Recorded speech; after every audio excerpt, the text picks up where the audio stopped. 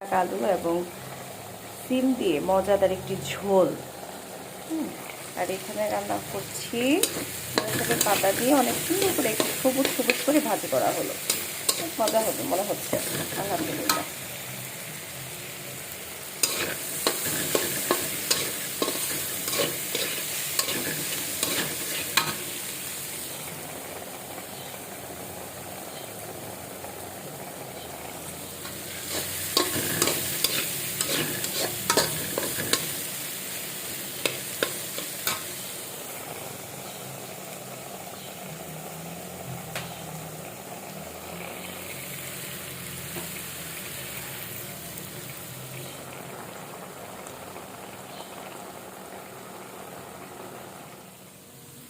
আলহামদুলিল্লাহ রান্না রেডি।